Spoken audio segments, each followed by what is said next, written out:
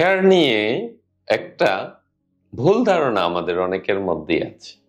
সেটা হলো শেয়ারে বিনিয়োগ করতে অনেক টাকা লাগে, এবং আবার অনেকেই মনে করেন যে শুধুমাত্র বড় লোকদের জন্য শেয়ার মার্কেট। হ্যাঁ, যদি বাজার হিসাবে চিন্তা করেন সেটা যদি কিছুটা সত্যি হতে পারে, বিনিয়োগ হিসাবে আমি বলি পান দোকানদার থেকে প্রাইম মিনিস্টার শেয়ারে বিনিয়োগ সবারই দরকার। আমার অভিজ্ঞতা থেকে বলছি, নিম্নবিত্ত এবং মধ্যবিত্তের জন্য সবচেয়ে বেশি দরকার শেয়ারে বিনিয়োগ করা। কারণ নিম্নবিত্ত এবং মধ্যবিত্ত আমরা যারা আছি এর মধ্যে আমাদের সেকেন্ড লাইন অফ ইনকাম থাকে না, আমাদের ব্যাকআপ মানি থাকে না।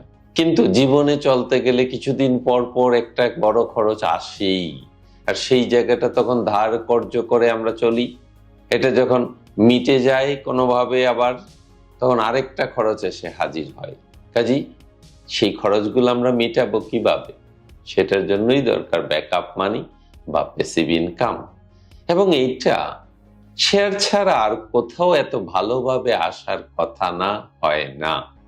হ্যাঁ, আমাদের দেশে শেয়ারটাকে আমরা শুধু জুয়া খেলা হিসেবেই নিয়েছি। ইদানিং হয়তো এসআইপি নামটা বেশ জনপ্রিয় হয়ে উঠছে। বাট এসআইপি এই যে ভারী ভারী নাম, এত ভয় পাওয়ার কিছু নাই। এসআইপি মানে হলো আপনি কিছু কিছু টাকা বিনিয়োগ করবেন যাতে ভবিষ্যতে আপনার দিনগুলো সচ্ছলভাবে কাটে। আরো সহজ করে বলা যায় যে আপনি এখন 3 বেলায় খেতে পারেন, কিন্তু হঠাৎ যদি আপনার কোনো একটা দুর্ঘটনা ঘটে আপনার খাওয়া বন্ধ হয়ে যেতে পারে। সেই যাতে বন্ধ না হয় সেই জন্যই আপনি 2 বেলা খাবেন, 1 বেলার টাকা সঞ্চয় করবেন, বিনিয়োগ করবেন, যাতে সব রকম ইনকাম বন্ধ হয়ে গেলেও আপনার ওই 2 বেলা খাওয়াটা চলতে থাকে। এটাই পুঁথিগতভাবে এসআইপি। কাজে এটা আমরা কিভাবে করব? অত জটিল কিছু না, একদম সরলভাবে চিন্তা করুন, যেটা ওয়ারেন বাফেট বুঝিয়েছেন যে সাধারণ বুদ্ধিমত্তা সম্পন্ন একটা লোক শেয়ার বিনিয়োগে ভ্যালু ইনভেস্টর হতে পারে অথবা সফল বিনিয়োগকারী হতে পারে।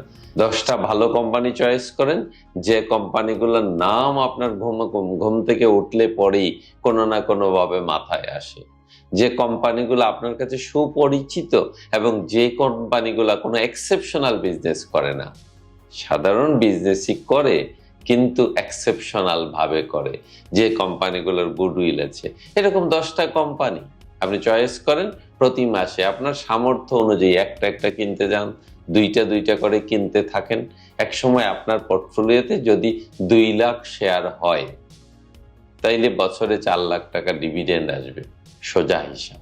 এখন আপনি আপনার ইনকাম লেভেল কি সেই অনুসারে আপনার এই লিমিটটা সেট করেন যে আমি বছরে কত টাকার ডিভিডেন্ড চাই, আর সেই অনুসারে সংখ্যাটা বাড়িয়ে যান। শেয়ার সংখ্যা যারা মোটামুটি এভারেজে 15 থেকে 20%, 25% ডিভিডেন্ড দেয়, এরকম অনেক কোম্পানি আছে আমাদের এই শেয়ার মার্কেটে।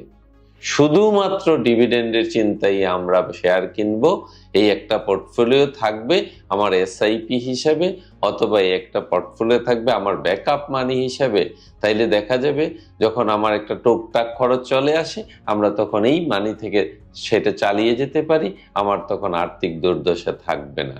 কাজে আপনি যে প্রফেশনেই থাকুন, আপনার ইনকাম লেভেল যাই হোক না কেন, আপনি তার, এটা আমার কথা নয়, ফাইন্যান্সিয়াল কনসালটেন্ট যারা, তাদের কথা, যে আপনার বেতন অর্ধেক হলে আপনি চলতে পারবেন। কাজেই আপনাকে নিজেকে কন্ট্রোল করেন।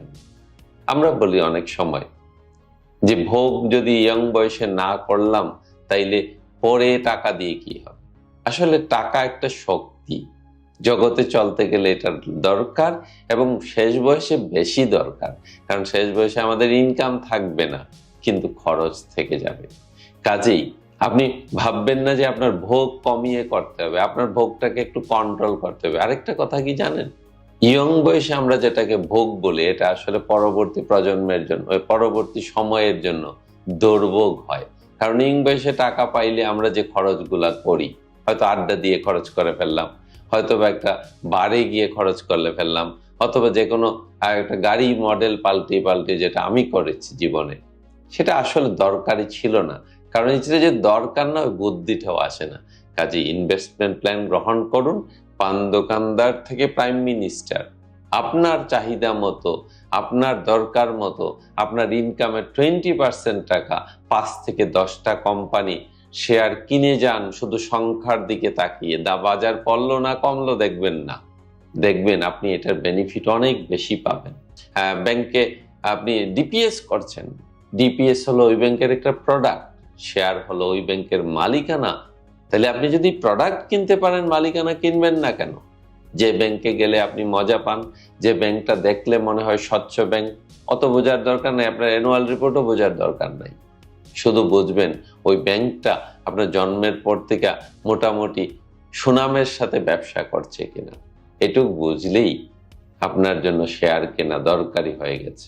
এবং বলতে পারেন ওভার প্রাইসে কিনবো কিনা, কিনলে কি হবে?